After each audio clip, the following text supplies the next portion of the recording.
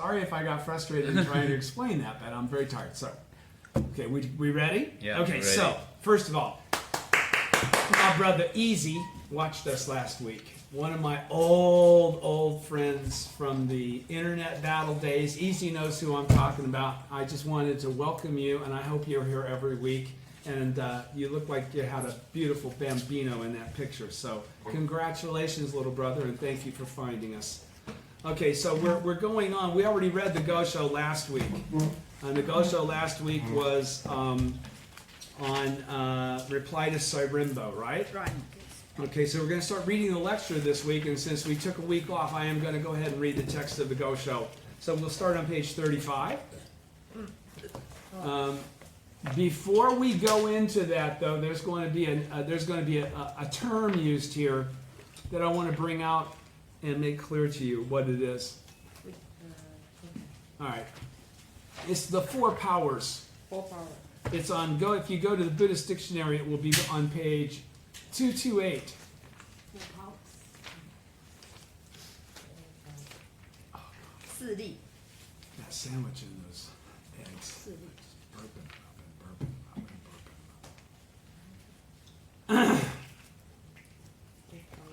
Okay, I'll go into it. The four powers.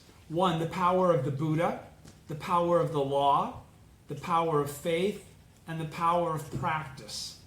In Nichiren's teachings, so again, this is specific to Nichiren's teachings, these four powers, because they pertain to the power of practicing Nichiren Buddhism, okay? And attaining Buddhahood in your present form. He says, Nichiren's teachings, the four powers are known as the four powers of the mystic law, right? Whose interaction enables one to have one's prayers answered and attain Buddhahood. Okay, so these are the four powers that allows one or enables one to have one's prayers answered and to attain Buddhahood. The power of the Buddha is the Buddha's compassion in saving all people. The power of the law indicates the boundless capacity of the mystic law to lead all people to enlightenment. The power of faith is to believe in the Gohonzon, the object of devotion that embodies the power of the Buddha and the power of the law.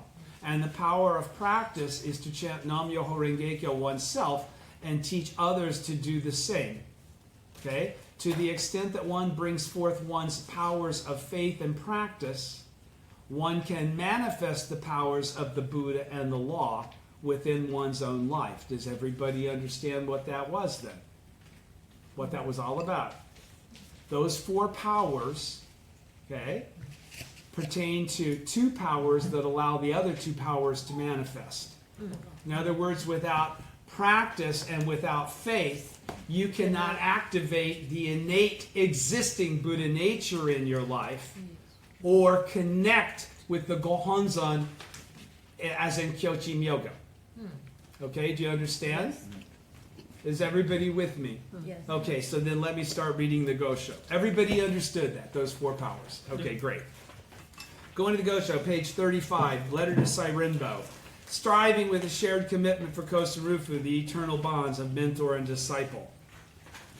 In your letter, you mentioned that you became a disciple of mine and pledged to follow me at the beginning of the second month, and that from now on, though you may not measure up to others, you would be most pleased and honored if I would continue to count you among my disciples. The sutra says, those persons who had heard the law dwelled here and there in various Buddha lands, constantly reborn in company with their teachers. It also says, if one stays close to the teachers of the law, one will speedily gain the Bodhisattva way. By following and learning from these teachers, one will see Buddhas as numerous as Ganji's sons. A commentary states, originally one followed this Buddha and for the first time conceived the desire to seek the way. And by following this Buddha again, one will reach the stage where there is no retrogression. Another commentary states, in the beginning one followed this Buddha or Bodhisattva and formed a bond with him. And so it will be through this Buddha or Bodhisattva that one will attain one's goal. When I consider these passages of the sutra and the commentaries, I wonder if you and I have not pledged to each other as teacher and disciple from countless kalpas in the past. You and I have been born together in this defiled age of the latter day of the law, in the country of Japan, in the southern continent of Jampadvipa, and with the utmost reverence we chant with our mouths Nam-myoho Renge-kyo, the ultimate reason for which the Buddhas appear in the world. We believe in it in our hearts, embrace it with our bodies, and delight in it with our hands. Has all of this not come about solely because of some bond of karma we share from the past?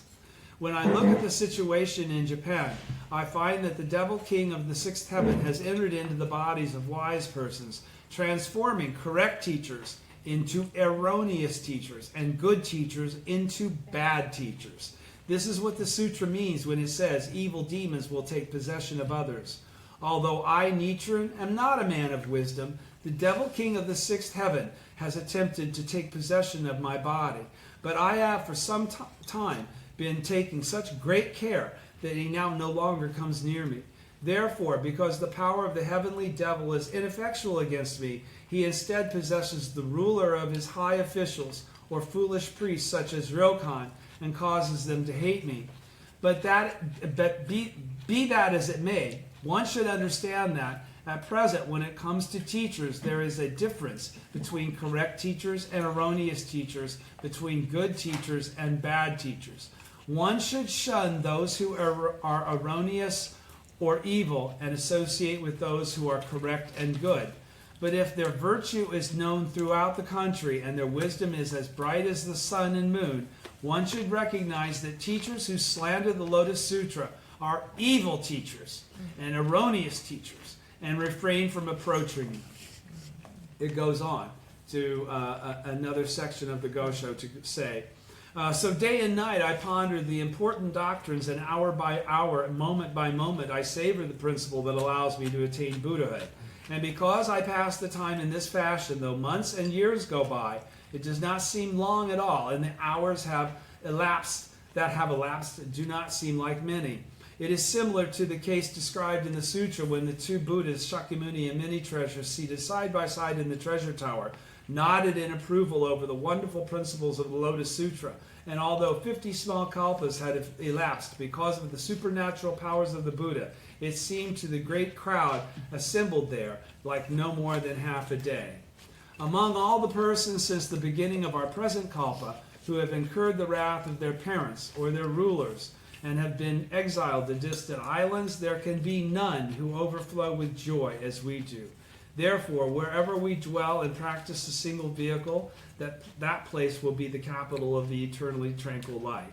And without having taken a step, those who are our disciples and lay supporters can view Eagle Peak in India day and night, and will go forward to and from the land of eternally tranquil light that has existed for all time. What a truly inexpressible joy it is. So delightful is the thought that I will now make a promise to you. If you should be released quickly from exile and return to the capital, although the Lord of Kamakura may continue to refuse pardon to Nichiren, I will call upon the heavenly deities, and when I have returned to Kamakura, I will write to you in Kyoto. If you should be pardoned first and return to Kamakura, I will call upon the heavenly gods to make certain that you are able to return home to the capital. Okay, is everybody with me? That's the Gosho we read last week. Going on, starting President Ikeda's lecture on this Gosho on page 37. Very clearly. The bonds of mentor and disciple in Buddhism are eternal, extending across the three existences, past, present, and future. Now, why can he say that?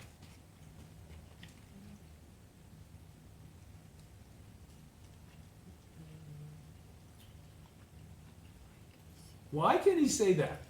The bonds of mentor and disciple in Buddhism are eternal, extending across the three existences, past, present, and future. Because it's a continuation situation. It never stops. Right. And also the fact that these bonds are predicated on previous connections. So the teachers, that's what it says. All your teachers that you're born into this existence with, you've already had as teachers in the past. Through those causes, they will be there in your life in the future. Do you understand? You have a bond that cannot be broken. according to what the Daishonin just said in his reading and teaching of the Lotus Sutra. He says, this is because both mentor and disciple dedicate their lives to the original wish deep in their hearts to widely propagate the mystic law for the benefit of all people. So what does that qualify there? They're bodhisattvas of the earth, aren't they? Right? Yes. This original wish. What's the original wish? The attainment of Buddhahood by all living beings. The original wish is the original wish of the original mentor, the original teacher, the Nam-myoho Renge-kyo, thus come one. Okay? Who taught the law that had been taught to him by the law, became the teacher of all Buddhas subsequent to that. Do you understand? All right, so let's read it from that perspective again. He says, the bonds of mentor and disciple in Buddhism are eternal because they're all bodhisattvas of the earth, extending across the three existences, past, present, and future, because that's the original state on to Kuan Ganjo, which is the limitless, the beginningless past into the beginningless future, right?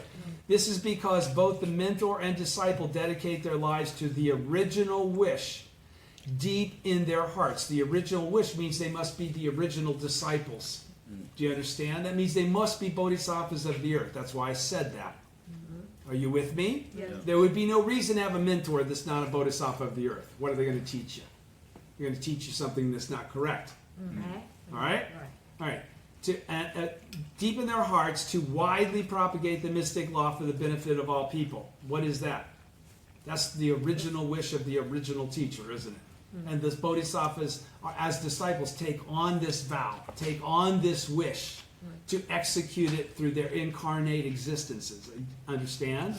This original wish is the great desire or vow of the Buddha. Bodhisattvas of the earth are all Buddhas, right? Okay, and it serves as the driving force behind the altruistic practice of bodhisattvas. Right? We're fulfilling our original vow. Mentor and disciple in Buddhism are comrades. They are exactly the same at two different stages in their individual existence. Do you understand? The mentor will have already been a disciple and have been mentored correctly to become a mentor, and the disciple, because of the correct mentor, becomes a correct teacher. Do you understand?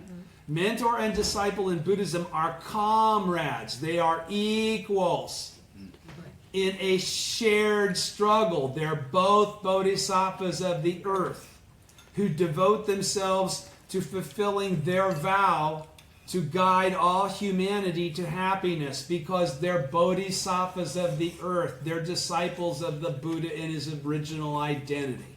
Do you understand? Everybody's with me, right? In the letter we are studying this time, reply to Sairen-bo, Nichiren Daishonin clarifies that he and Sairen-bo, whom he had met during his exile on Sado Island, share an eternal bond of mentor and disciple from countless kalpas in the past. Okay? What does countless mean? You can go back as far as you want. You won't get to a beginning. What does eternal mean? Same thing. Okay? So, again, whom he had met. So he's saying, in this letter we are studying this time, reply to Sairen-bo, Nichiren clarifies that he and Sairen-bo, whom he had met during his exile on Sado Island, share an eternal bond of mentor and disciple from countless kalpas in the past. Now, is that any different than the bonds, the eternal bond that you share? No, because you have the Gohonzon. You're not talking directly to Nichiren Daishonin as a fellow person that you met on Sado Island, but it isn't that time anymore. You're way beyond that. Okay? You've got the benefit of centuries of additional thought and deliberation into the context of these teachings. Okay? So he says, reply to Sairen-bo is thought to have been composed on April 13th, 1272. For reasons that are unclear, Sairen-bo, a learned priest of the Tendai school of Buddhism, had also been exiled to Sado. He was already there when Nichiren arrived toward the end of 1271. Sairen-bo met Nichiren and subsequently converted to his teachings in 1272. Sairen-bo also appears to have encountered persecution because of his association with Nichiren, who had incurred the enmity of the government and lived under constant threat of attack by Pure Land and Nembutsu believers and others. The Daishonin begins this letter by urging Sairen-bo to exercise caution, saying, "Take great care when you come to see me after dark." These words reflect Nichiren's sincere concern for Sairen-bo's safety. Nichiren had just been transferred from Tsukahara in Ichinosawa earlier the same month, and it seems that a local official under whose custody he had been placed was initially extremely antagonistic toward him. Speaking of this in another writing, Nichiren states, "The headman treated me with greater malice than if I had been a lifelong enemy of his parents or a foe from some previous existence." He says, also, the area abounded with people looking for any opportunity to kill him. As Nichiren's disciple, Sairen-bo also ran the risk of encountering such adversities, but his spirit to seek the Daishonin's teachings never wavered. He knew the joy of having found and of receiving instruction from the correct teacher. For that reason, he could endure any hardship. Nichiren was undefeated by his exile in an inhospitable land where he was exposed to the elements year-round and never knew which day might be his last. We can well imagine that Nichiren's steadfast perseverance in the struggle to refute the erroneous and reveal the true inspired Sairen-bo and heightened his elation of having chosen to live as Nichiren's disciple. Others who became Nichiren's followers on Sato, such as the lay priest of Busabo and his wife, the lay nun Senichi, and the lay priest and lay nun of Ko, demonstrated the same unwavering spirit as Sairen-bo. Considered from a secular standpoint, it would have been safer not to go anywhere near Nichiren, who was kept under close watch by the government and targeted for attack by Pure Land believers. But the joy of encountering a great teacher and struggling together with him completely outweighed any fear or misgivings about facing persecution themselves. Through overcoming hardships alongside him, Nichiren's disciples on Sato came to appreciate deeply that no way of life was more profound than one striving with the same spirit as one's mentor for the sake of Buddhism. Having come into direct contact with Nichiren's immense spirit, his expansive state of life, and the depth of his character and integrity, they must have been genuinely happy to support and assist this truly great teacher of the law. Okay, here we go. By practicing Buddhism as taught by a teacher who has overcome immense persecution and who embodies the law, we can experience the true power of the Buddha and the power of the law in our own lives. Disciples who could recognize what a priceless treasure this teaching is appeared on Sato, Nichiren's place of exile. Now, this is where we got back into that definition I gave you of the four powers, okay? Mm-hmm. So let's reread it again and reread it specifically in the context of us. By practicing Buddhism as taught by a teacher who has overcome immense persecution and who embodies the law, we can experience the true power of the Buddha and the power of the law in our own lives. So what does that say? If we have a correct teacher, that correct teacher can show us the manner in which to bring forth the power of our own life in a way that we don't have to rely on anybody else anymore. Do you understand? Really, this is the key. This is called actual Ichinen Sanzen. And why do they have to have been taught by, why do you need to have been taught by a teacher who has overcome immense persecution and who embodies the law?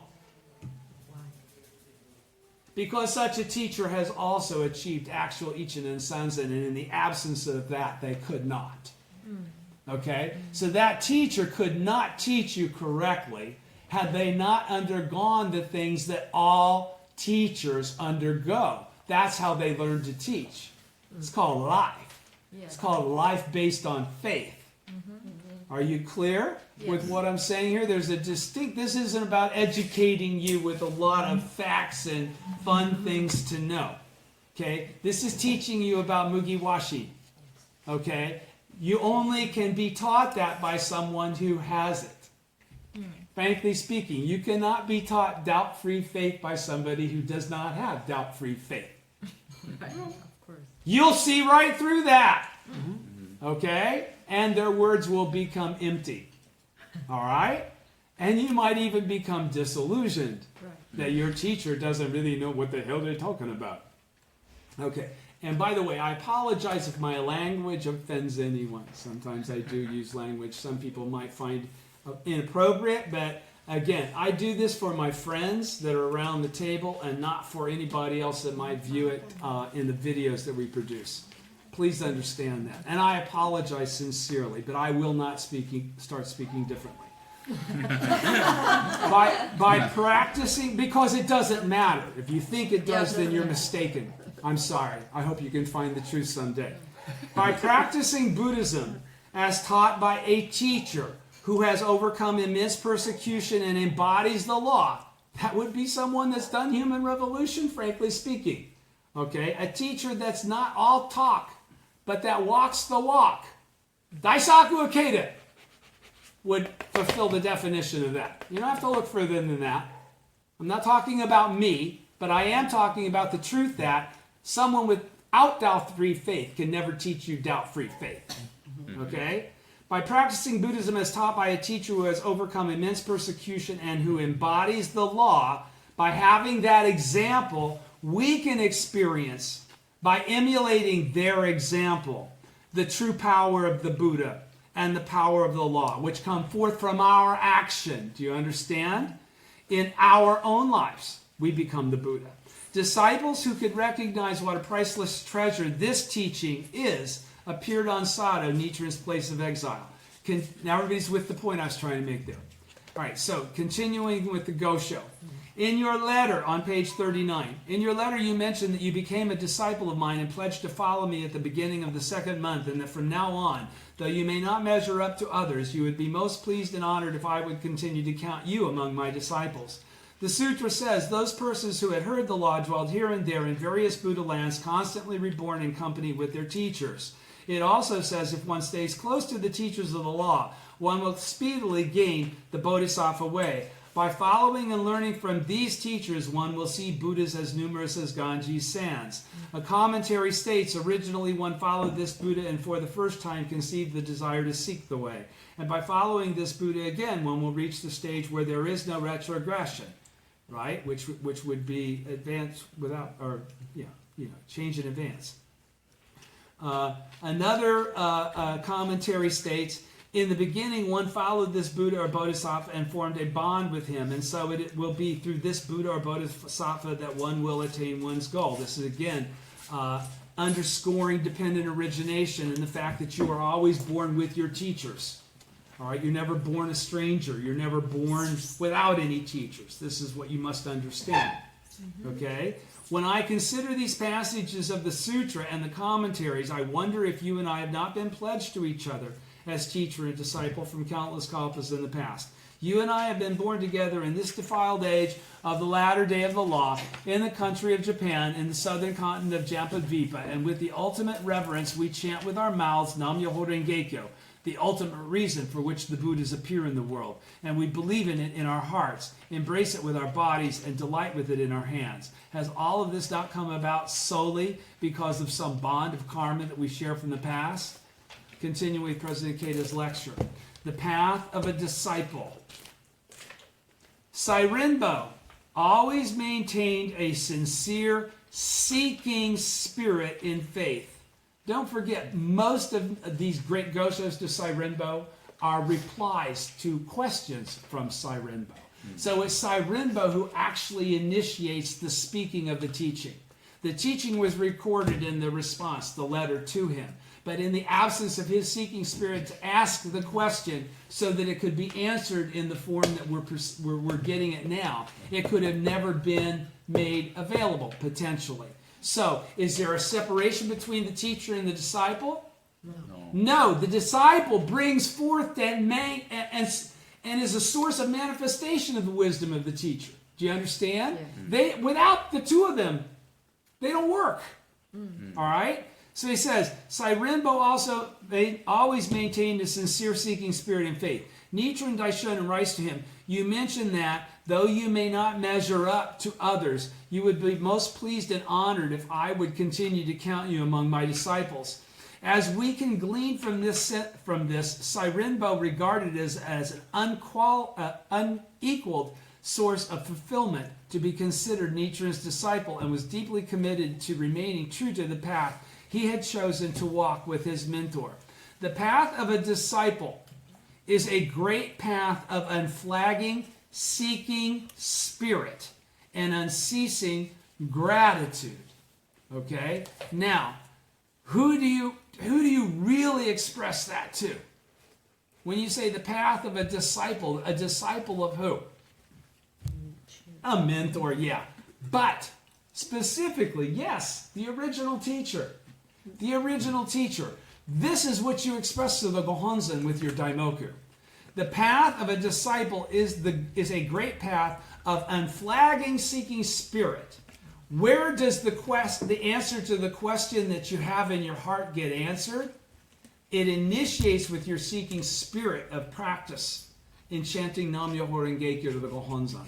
If you just want to know this, to be a mental masturbator that has mastered a lot of text and doctrine and whatever, that isn't the point. That isn't the point. The point is Kosen Rufu. Period. Okay? The point is the propagation of the correct teaching on into the latter day of the law. Period. Okay? That's the only reason we make our advents as bodhisattvas of the earth. Otherwise, why would we be here? We've already made the cause to be doing other things, not having to deal with what we have to deal with as a bodhisattva of the earth for the sake of Kosen Rufu. Because it's not easy. So, the path of a disciple is a great path of unflagging, seeking spirit. That means it never wanes. It's consistently strong. Okay? And unceasing gratitude, because that's what drives the seeking spirit, is the sense of gratitude for those things that have already occurred. So you're actually trying to become more capable to serve the law out of gratitude for what has already occurred. That's what spurs you on to the future things that you would not have accomplished or engaged in the absence of that. That's why this is like following a process.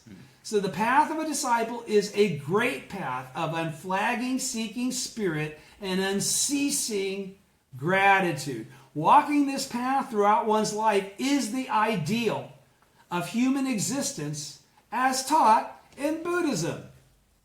Period. To deviate from it can lead one to fall into a misguided path of arrogance or ingratitude. Do understand that can happen very easily. I know so much, I know it all now. I don't have to learn anymore. I don't have to seek to know anymore. All right? I don't have to do anymore. I don't have to shakabuku constantly and encourage people constantly and practice constantly. I already know. I've got the philosophy down. That's called theoretical Ichinen Sansen. Okay, what he's talking about here included for practice for oneself and for others, right? What he just went through there.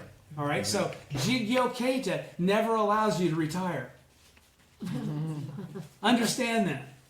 President Ikeda hasn't retired. I'd say he's probably done enough that he deserved to be able to retire. To practice for oneself and others, Jigyo Keita, you continue to be the mentor to the last moment of your life, right? So you don't ever get to retire. Okay, do you understand what I'm saying? He says, that's a misguided path of arrogance or ingratitude. I've done enough. I don't have to do any more. All right? At a general meeting of the Soka Kyoiku Gakkai, I might have said that correctly for the first time, forerunner of the Soka Gakkai before World War II, at which the organization's first president, Tsunetsuburo Makaguchi, was present. Josei Toda, then general director, remarked, "Nikko Shonin had not the least desire to surpass or outdo Nichiren Daishonin. Likewise, our duty is to faithfully follow President Makaguchi's teachings, put them into practice, and manifest them in our daily lives. Disciples must follow the path of the disciple. In both word and deed, we have to implement President Makaguchi's teachings in our lives." Okay? So that's President Toda saying that, right? And what's he saying there? How could you possibly read that? You could almost read that. Let me read it again. Nikko Shonin had not the least desire to surpass or outdo Nichiren Daishonin. Likewise, our duty is to faithfully follow President Makaguchi's teachings, put them into practice, and manifest them in our daily lives. Disciples must follow the path of the disciple. In both word and deed, we have to implement President Makaguchi's teachings in our lives. Okay, so that's President Toda making that statement, right? But is that in doing in that spirit what he did he not actually surpass his mentor in what he was able to accomplish? Yes. Okay? And President Ikeda is the same way. He did not desire to surpass or outdo President Toda. But in the process of living exactly as President Toda had taught him to live, and to lead in exactly the same manner that President Toda had taught him to lead, the result is the same. He did exceed President Toda's accomplishments. And that's why he said they are saying there's no separation. Okay? Because mentor Josei Makaguchi leads to Josei Toda having the conviction to stay in prison and then come out and recreate the Soka Gakkai. Okay? It's from each mentor's attempt to repay their debt of gratitude, okay, that the disciples learn the correct attitude and are able to repay their debt of gratitude. Do you understand? Yes. Correctly, in the correct way. So he says, in Buddhism, the teacher or mentor, and that's why I'm trying to get you guys to understand, teacher and mentor are the same thing. I mean, mentor and disciple are the same thing. Okay? There isn't like mentor and then we're all disciples. That is not what is meant by mentor. All right? Mentor is the same entity, the same influence. They're both bodhisattvas of the earth, right? Right. All right. In Buddhism, the teacher or mentor represents an exemplary role model for how we should live our lives, because they're a little bit further along the paths than us. That's why they're teaching us. But they're not better than us. To place our faith in a correct teacher means practicing exactly as that person teaches. I followed their guidance. I didn't reinvent it, and I didn't decide what to listen to and what not to listen to. You must understand this point as well. All right? From the very beginning of my training, I was taught you accept it. All right? So I was not allowed the latitude of deciding whether or not I agreed with it. I just didn't. All right? So by doing so, we can break out of our narrow self-limiting. What's the source of your limitations? All of your limitations. What's the source of them? No, what's the source of all of your limitations? You, and nothing more than you, period. Yeah. By doing so, by having this example of a person living true faith, we can learn how to emulate a life of living true faith. And by doing so, we can break out of our narrow, self-limiting life state, looking at ourselves through the delusion of being common mortals, rather than perceiving the truth of our real identity as Buddhas exactly as we are. Do you understand? to live a more profound, expansive existence. That's what I was just talking about. Buddha instead of common mortal. Everybody with me? Yes. In any field of endeavor, people of the highest caliber are sure to have, in some form or another, a teacher or mentor who serves as a role model or inspiration for them. They have invariably walked the path of a student or disciple. Everybody's with me? That's what I just said. It is the way of mentors to wish for the success of their disciples and to hold each of them dear. What did that just say? Is Daisaku Ikeda the mentor? Yes. Is he the only mentor? No. Okay. Will we all have different varying mentors? Yes. Dependent originate dictates that, unless we don't want to influence anybody other than a small sphere of people, and that isn't the idea, right? Okay, so it is the way of mentors to wish for the success of their disciples and to hold each of them dear. So what does that mean? What did that also say? Is the mentor just teaching for giggles?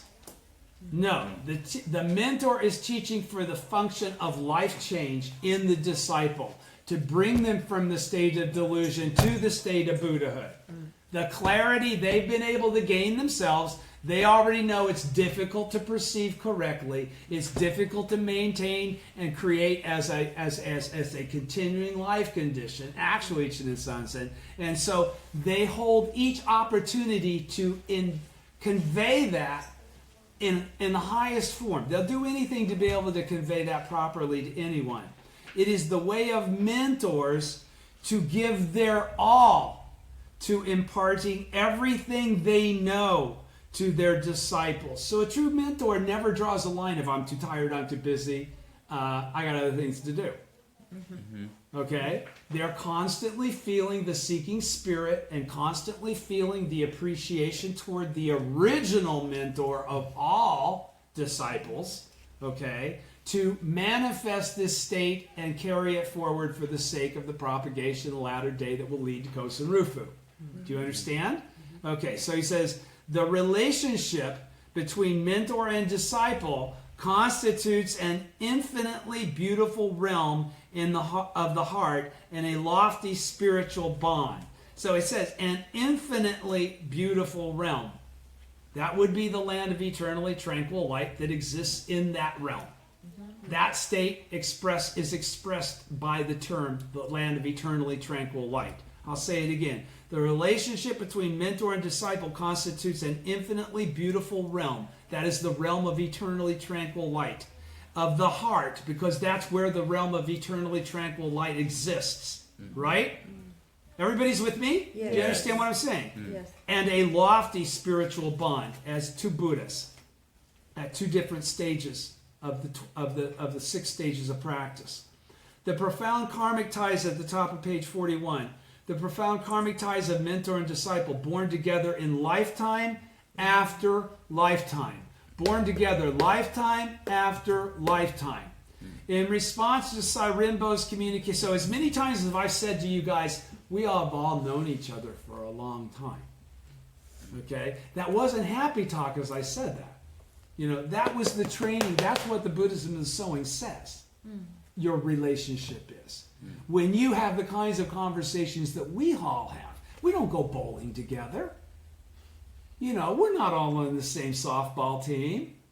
We don't go to church. We're not part of some community organization. This is all about Buddhism. Right? Nichiren. That's what we're talking about here. That's the mentor-disciple relationship that binds us together. Okay? Not something secular. So, it is very deep and it is very old. It's so old. I wish you guys knew how old it was. It's so old I came all the way here just to be able to do this right now. In response, think about that. That's the truth. In response to Sairen-bo's communication of his joy in having become a disciple, Nichiren Daishonin cites a passage from the parable of the Phantom City chapter of the Lotus Sutra and goes on to discuss the profound tie or pledge that links mentor and disciple. Those persons who had heard the law dwelled here and there in various Buddha lands, constantly reborn in company with their teachers. This passage, by the way, that's also in the Heritage of the Ultimate Law of Life and Death, which I told you this isn't the only place that quote is from. It's also in the Ultimate Law of Life, the Heritage of the Ultimate Law of Life and Death, also to Sairen-bo. So he said the same thing to him more than once. This passage clarifies that the bond shared by Shakyamuni and his voice hearer disciples was not limited to that lifetime alone, but was a relationship or connection existing from a time in the distant past, major world system dust particle kalpas ago. It indicates that the disciples have constantly been born in various Buddha lands together with their teacher, Shakyamuni, carrying out bodhisattva practice alongside him.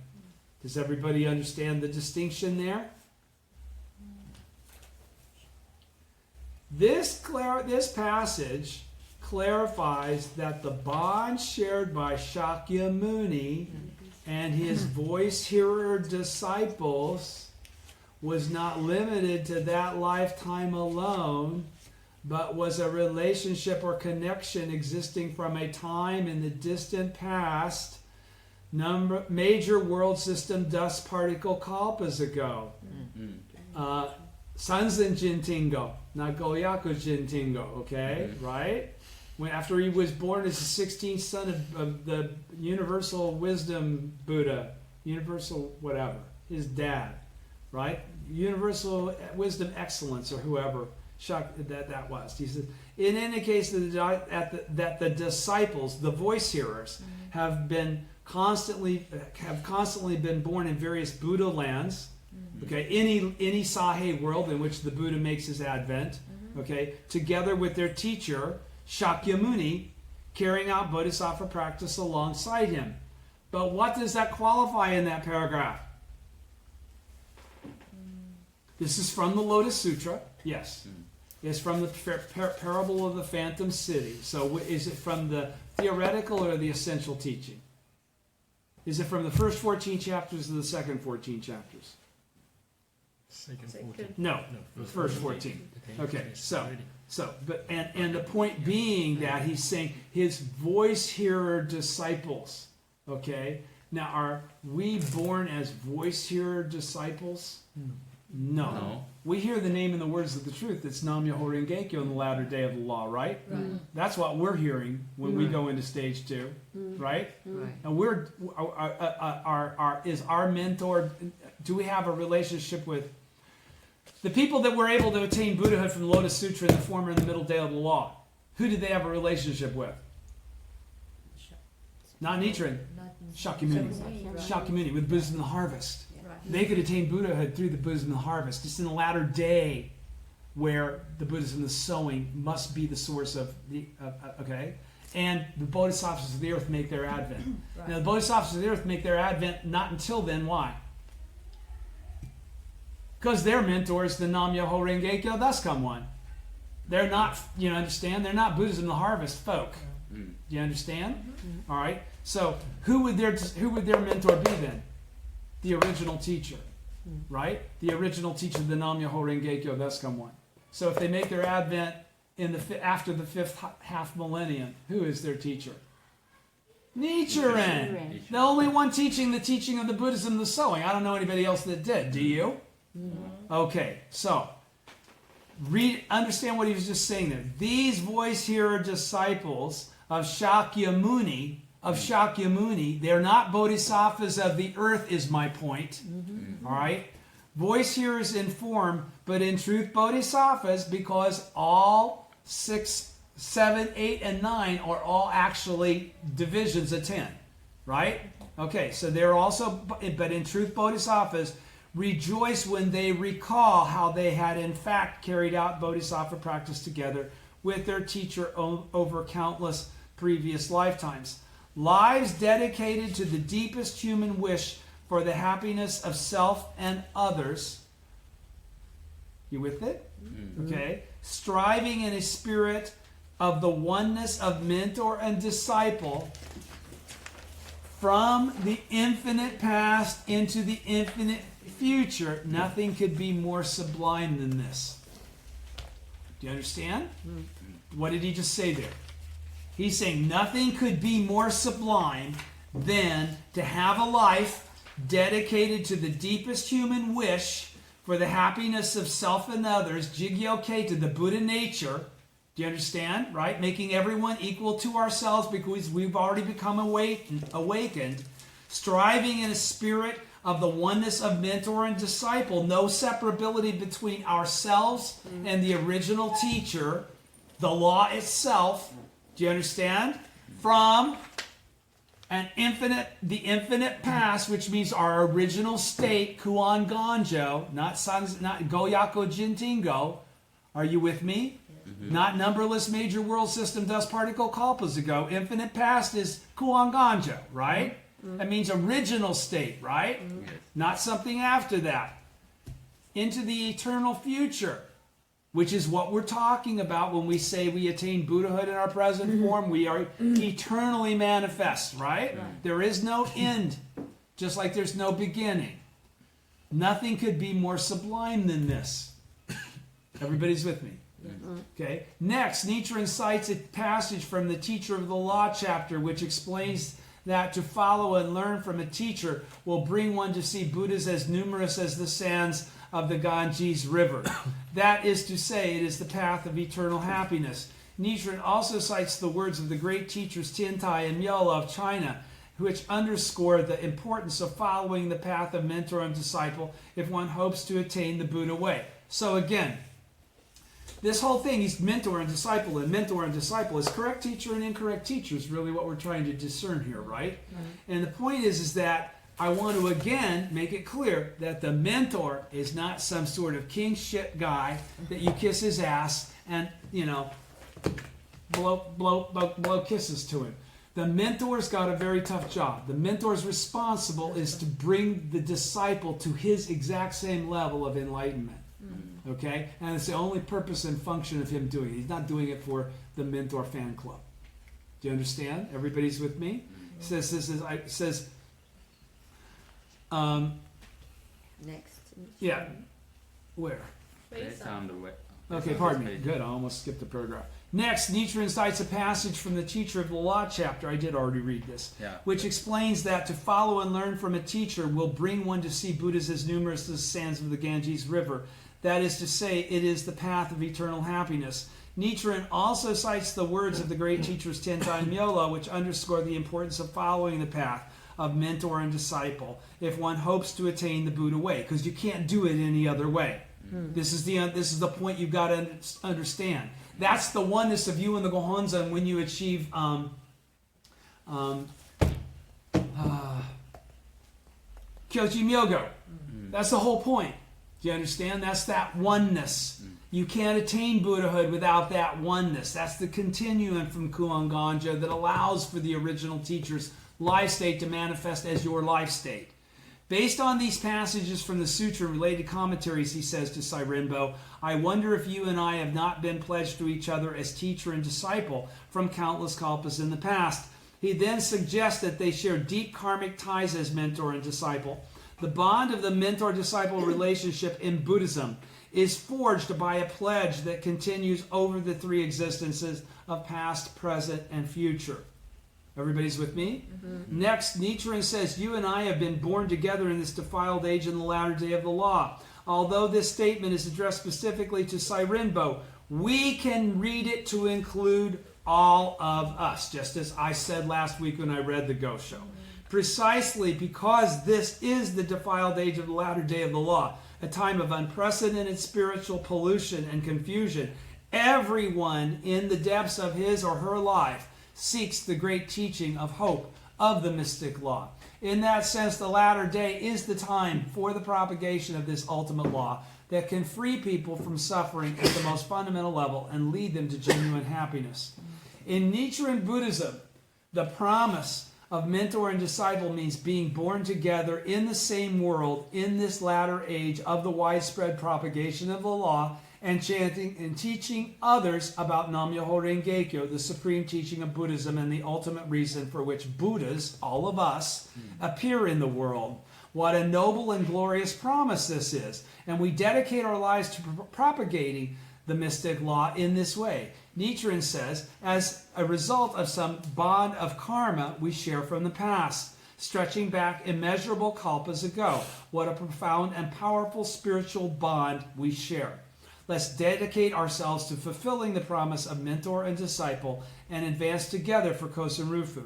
If we stay true to this promise from the remote past, we will without a doubt savor a lofty state of life and make our way triumphantly on the path of our mission, forever as Bodhisattva of the earth and forever in rhythm with the mystic law. How much have I got to go here? Do you want me to pause here, or do you want me to continue? Pause? Pause. Okay, so this is a good place to pause. We'll pause on page 42 at the very bottom and start again with the reading of the Gosho when I look at the situation in Japan. Starting next week, we start on page 42 at the very bottom. Thank you very much. Thank you. Thank you.